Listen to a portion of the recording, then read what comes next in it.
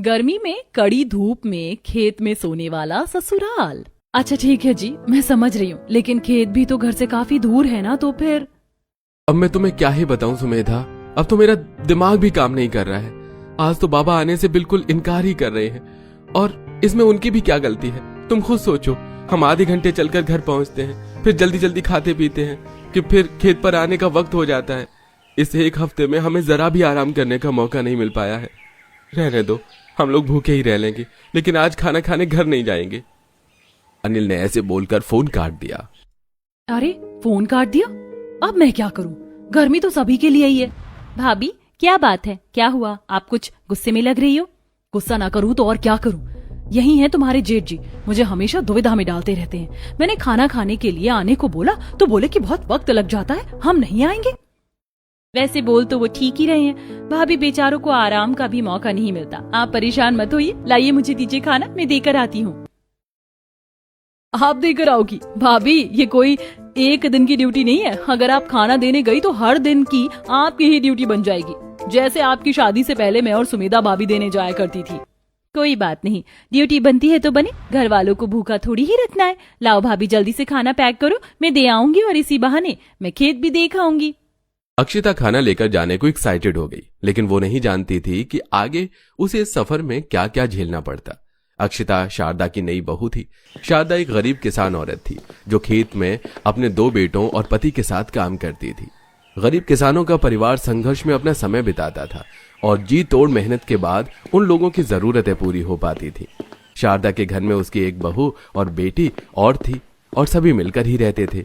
खेत घर से दूर था, जिसकी वजह से अक्षिता खेत में ही खाना खिलवाने को खाना लेकर घर से निकल गई। हे भगवान, कितनी तेज धूप हो रही है बाहर। घर में से देखने में तो ऐसा नहीं लग रहा था। मुझे चलते चलते 20 मिनट होने को आए हैं, लेकिन अभी तक भी खेत नजर नहीं आ रहा। चल अक्षिता, हिम्मत मत हार, तेरा परिवार तो इस गर्मी में काम कर रहा है। अक्षिता ऐसे ही खुद को हिम्मत देते हुए आगे बढ़ने लगी, और लगभग आधे घंटे में वो अपने घर से खेत पर पहुंची, जहां उसने देखा कि उसका पति, जेठ और सास ससुर दोपहरी में खेत में काम में लगे हुए हैं। देखो तो कितनी मेहनत कर रहे हैं सभी। माँ, बाबा, माधव जी और अनिल जी, देखिए मैं खाना ले आई। अरे बहू तू, बेटा तू क्यों लाई इतनी गर्मी में खाना? माँ, आप सभी तो हमारा पेट भरवाने को काम में लगे हुए हो, तो मैं कैसे आप सभी के लिए खाना न लाती? अब बैठ जाइए और सभी खाना खा लीजिए, बहुत हो गया बस काम। लाओ भाई, भूख से आते भी कुड़कुड़ा रही हैं। अब होगी पेट पूजा। सभी अक्षिता के आने से काफी खुश हो गए थे। बस फिर क्या था, खेत में ही एक पेड़ था जिसके नीचे अक्षिता ने परिवार वालों के लिए चादर बिछाई और सभी ने खाना खाया। और खाने के बाद किशोर, माधव और अनिल तीनों उसी चादर पर लेट गए। खाने के बाद ऐसे लेटने का मौका कितने दिनों बाद मिला है। वरना घर तो बस जाते थे, खाते थे और आ जाते। बहू, तूने बहुत अच्छा किया जो तू यहीं खाना ले आई। बाबा, अब आप सभी को जो 1 घंटा आने जाने में बर्बाद होता था वो बच गया है। अब आप सब कुछ देर को यहीं पेड़ की छाया में सो जाओ, फिर जब आपका आराम हो जाएगा तब मैं चली जाऊंगी। भरी दोपहरी में पूरे परिवार ने पेड़ के नीचे चादर पर लेटकर आराम किया, जिस बीच सभी की आंख लग गई। बस अक्षिता ही जागी हुई थी।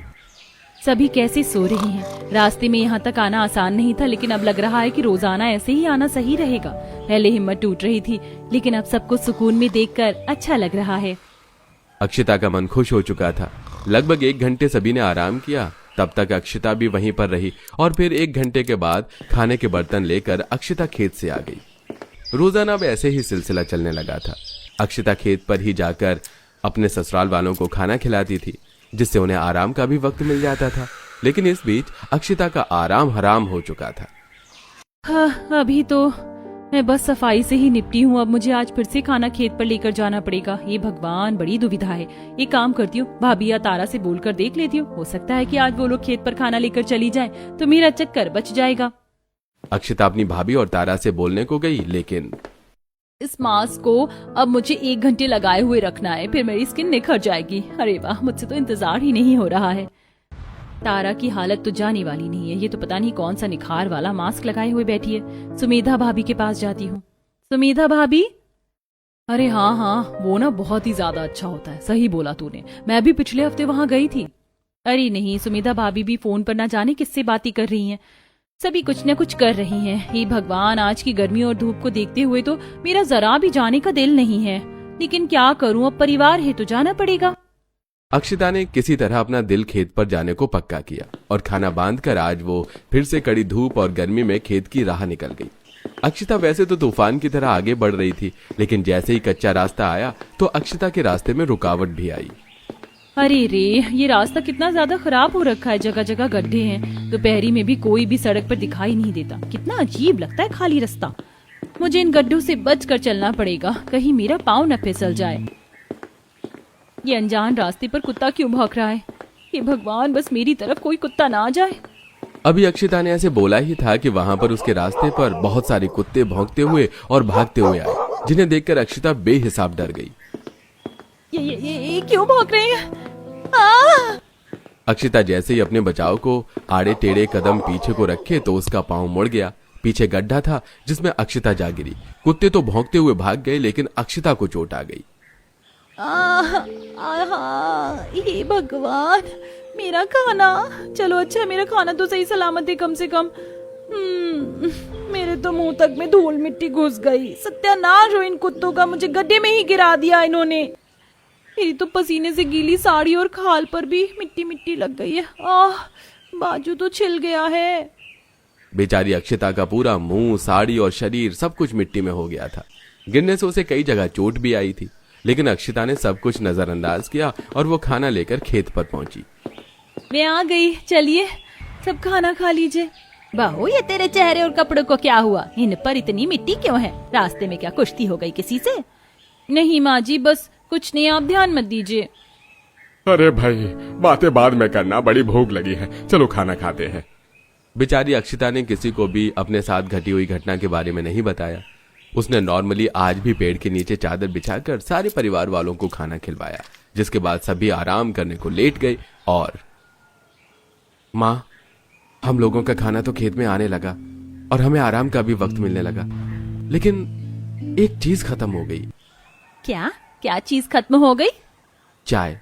दोपहर की चाय खत्म हो गई माँ। घर में होते थे तो चाय पीकर ही आते थे और जरा आंखें से भी खुल जाती थी। अरे नहीं, कहीं अब ये मुझे खेत में चाय भी लाने को ना बोल दे। मैं तो पहले खाना लाने में ही परेशान हूँ। अरे तो क्या हुआ, बहू तो यहाँ आती ही है, यही चाय भी ले आया करेगी। क्यों बहू, एक बड़े बर्तन में चाय बना और फिल्टर में उसे छान ला। जी माँ जी। लो कर लो बात। अक्षिता, तू तो पहले ही गर्मी में खेत आने से परेशान है और अब तुझे चाय भी लानी पड़ेगी। अक्षिता बेचारी अपनी सास से किसी बात को मना नहीं कर पाती थी।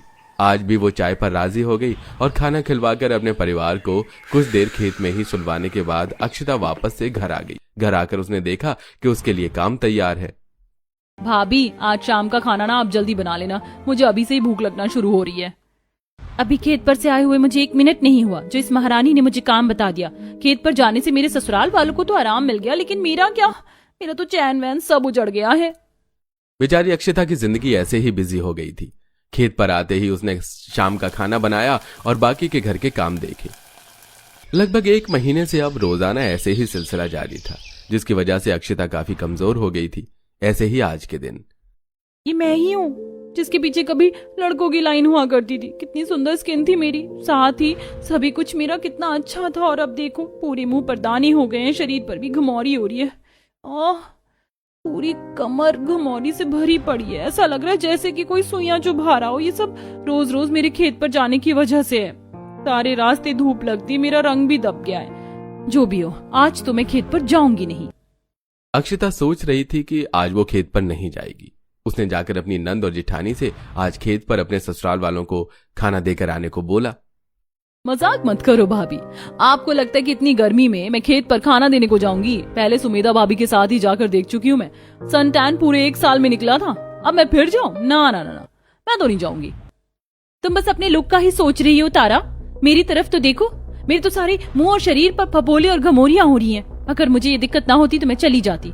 तुम मेरी तरफ को तो सोचो, और परिवार तो वो तुम्हारा भी है ना। देखो अक्षिता, हमने नहीं कहा था तुम्हें कि ये जिम्मेदारी लो। इस जिम्मेदारी को लेना तुम्हारी अपनी मर्जी थी, तो अब तुम पीछे नहीं हट सकती हो। हम तो ऐसे ही गर्मी में जाने को राजी ही नहीं थे, और माँ बाबा कब तक नखरा दिखा लेते। पेट की सुनकर तो उन्हें आना ही पड़ता, लेकिन तुम ही महान बनी। अब जाओ तुम ही खाना लेकर, हम कुछ नहीं करेंगे। अक्षिता की दिक्कत को किसी ने नहीं सुना। दोनों जेठानी और नंद ने अपने हाथ झटक दिए, जिसके बाद खाना और चाय लेकर बीमार सी हालत में अक्षिता को ही निकलना पड़ा। घर वाले घर में काम निपटा कर सुकून में, खेत वाले खा पी कर आराम कर लेंगे। बली का बकरा और कोल्हू का बैल तो सबने मुझे ही समझा हुआ है। काम करते करते ही खेत पर आओ और खेत से जाने के बाद भी काम ही करो। मेरा शरीर क्या थकता नहीं है, और ऊपर से ये गर्मी। अक्षिता ऐसे ही गुस्से में सभी को कोसते हुए आगे बढ़ रही थी कि तभी उसके पांव की चप्पल टूट गई। लो कर लो बात, इस चप्पल ने भी तो अब मेरा साथ छोड़ दिया है। हे भगवान, ये क्या हो रहा है? ये तो बुरी तरह टूट चुकी है। हाँ तो घिसी जाती ना, ये सारा दिन तो इस बेचारी की भी क्या गलती है। लेकिन अब मैं क्या करूं, जमीन तो गर्म है, बस पाँव ही तो बच रहे थे। अब तो लगता है इस गर्मी में पाँव पर भी छाले ही निकलेंगे। अब इतना आगे आ गई हूँ, घर भी नहीं जा सकती।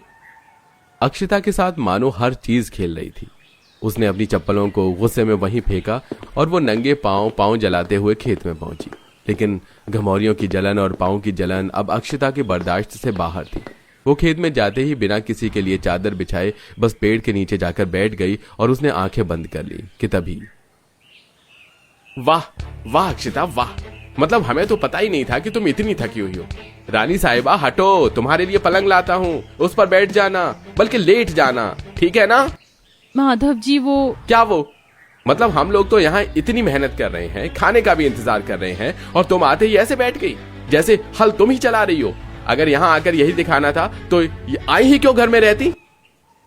ये तो बहू से किस तरह बात कर रहा है माधव? भूख में तो तू बिल्कुल जानवर हो जाता है। भूख की चिड़चिड़ाहट बहू पर क्यों निकाल रहा है? सही तो बोल रहा है, लेकिन आपको भी बस बहू की ही साइड लेनी है। किशोर जी, खाना खिलवाने आई है तो खाना खिलवाए, ऐसे बैठने का क्या मतलब है?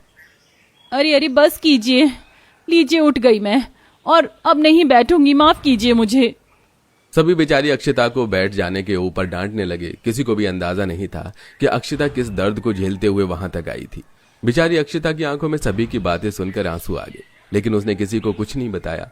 जब अक्षिता चादर पर गुमसुम बैठी थी तब उससे किशोर बोला, अक्षिता बहू, तू इन लोगों की बात का बुरा मत मानना। हाँ, सुबह से तेज धूप में काम कर रहे हैं ना, तो बस चिड़चिड़े हो गई, ऊपर से भूख। तू बुरा मत मानना। हाँ अरे बाबा, परिवार की बात का भी कोई बुरा मानता है क्या? आप भी ना, चिंता मत कीजिए, मुझे बुरा नहीं लगा। आप भी कुछ देर को सो जाइए। अक्षिता ने किशोर से ऐसे बोलकर बात को खत्म कर दिया। बाकी दिनों की तरह सभी ने खाना खाया, जिसके बाद अक्षिता को छोड़कर पूरे परिवार ने खेत में ही छोटी सी झपकी ले ली। इस बीच अक्षिता के पास फोन आया। अक्षिता, तुम खेत से लौटते वक्त ना जरा चावल का आटा और मैदा लेती आना, तारा का कुछ बनाने का मन है। भाभी, मेरी चप्पल टूट गई है, मैं कैसे जाऊंगी? अरे नहीं, चलो तो कोई नहीं, पहले घर आ जाओ तब चली जाना।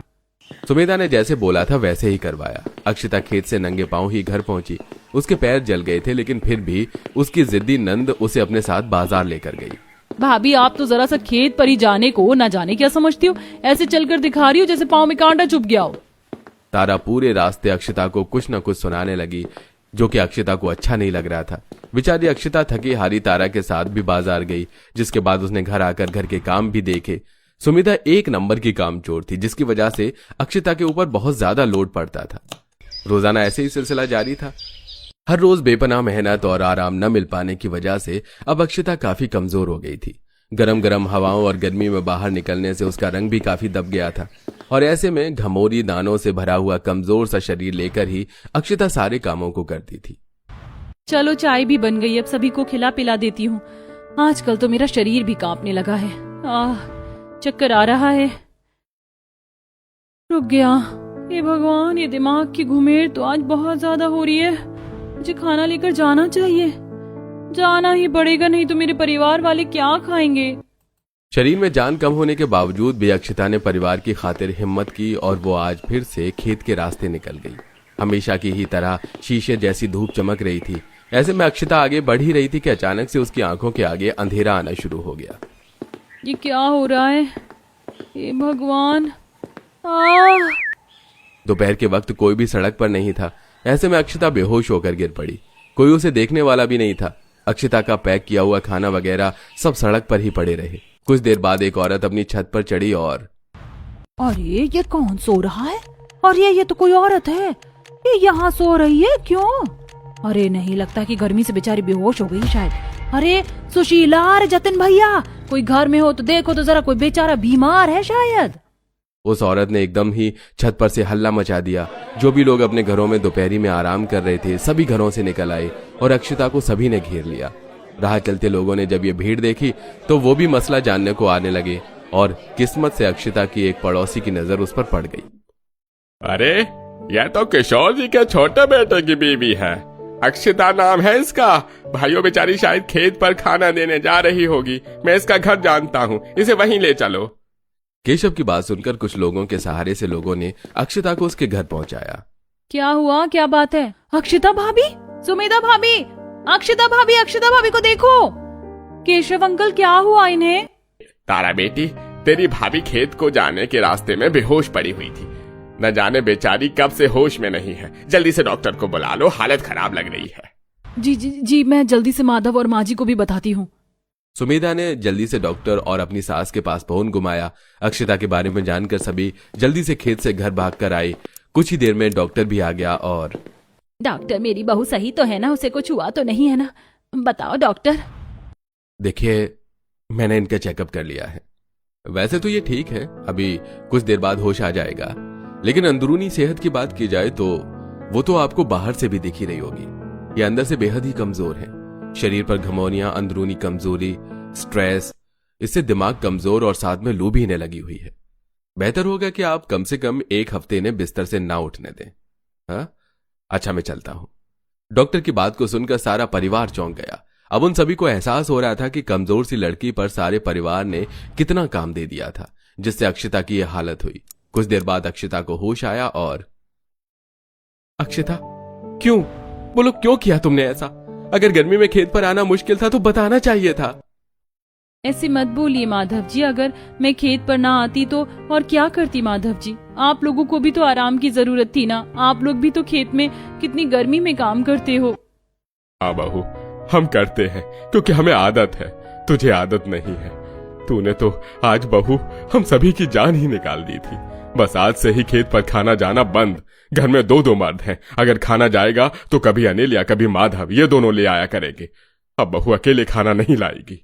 सही बोला जी आपने। काश कि हम पहले से बहू की हालत पर ध्यान दे देते तो आज ये दिन ना देखना पड़ता। शुक्रिया माँ जी, बाबा, जो आपने मेरी तरफ को भी सोचा। आप सभी बहुत अच्छे हैं।